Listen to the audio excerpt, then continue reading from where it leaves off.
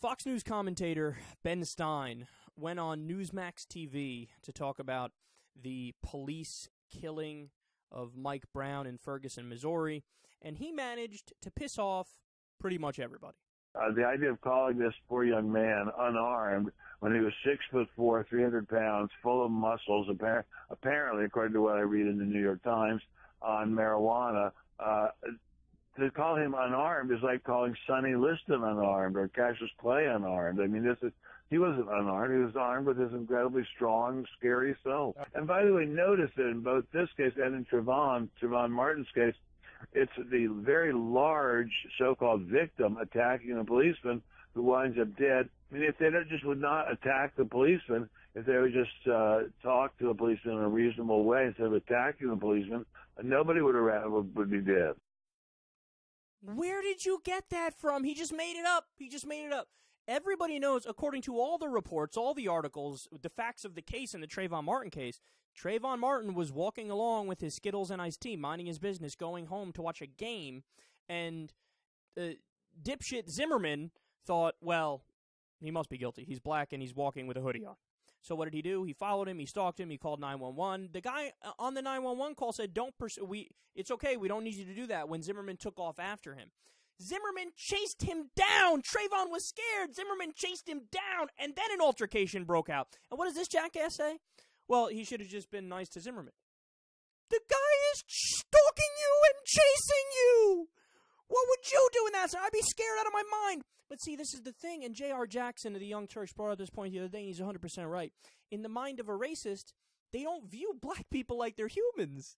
They they dehumanize them to the point where they say, like with Mike Brown, a lot of these guys say, well, yeah, Bryan Fischer said it the other day. Yeah, based off my reading of the situation, they started shooting at him. He got hit 4 or 5 times, and then he charged the cop.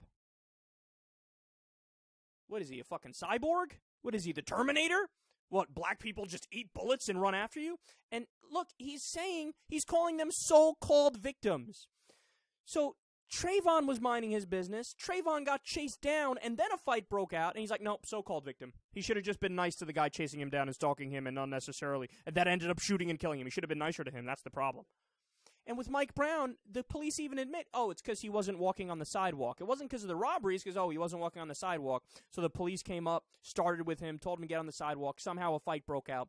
And he got shot with his hands in the air 6+ times. The reports now are that it's even higher than that, right? Up to 11 times. And what does he say? Well, he should have been nicer to the police officer yelling at him, telling him to get on the sidewalk, and then who ended up shooting and killing him when his hands were in the air. It's always the black guy's fault. And they're totally not human. The best part was, well, he's not unarmed. He's big and black. Again, goes right back to the dehumanization point.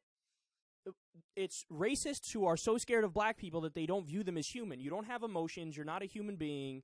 You can fucking eat bullets and walk into them. You're considered armed because you're big and black. But he's not armed. But it's a fact that he's not armed.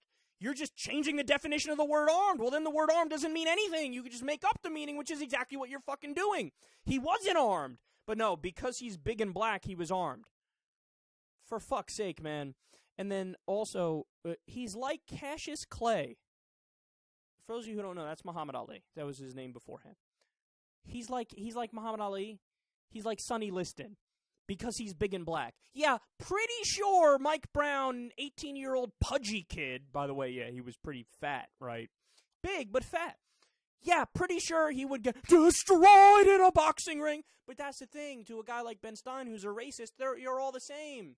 If you're black, you're all the same. You can eat bullets, you can be a world champion fucking boxer. You're all super athletic, and it's always on you to apologize because you just run society with. And look at the irony there. They're so powerful and so strong that they just run society, and we feel so inferior that they always need to bend to our will, and they always need to be nicest to us because we're so lowly. Meanwhile, the reality is, of course, white people overwhelmingly run society, but they view it. They're so scared of black people. They're, oh my God, please, just know. You're like Muhammad Ali. You're like Sonny Liston. You're armed even though you're not armed. Please be nice to me. Now I got to shoot and kill you.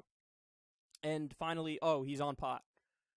First of all, we don't know that. They found weed in his system, which means that any time within the past 40 days he could have smoked weed. So that doesn't mean anything. It doesn't mean anything, right, other than that he smoked it within the past 40 days. We don't know if he was high at the time. But furthermore, if he was high, this shows you Ben Stein's ignorance of pot. If he was high, that would help his case, Mike Brown. Why? Because pot, according to even the anti-drug government agencies, they say, look, the side effects are you're calm. You're calm, you're quiet, and you want to just chill.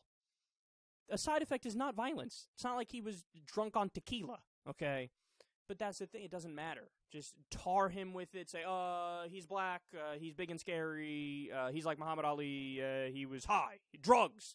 They don't even classify different drugs, right? As if there's not a difference if he was on Valium versus cocaine. Like, no, one makes you want to fucking sleep, the other one makes you want to run a marathon and create a business overnight. There's a difference.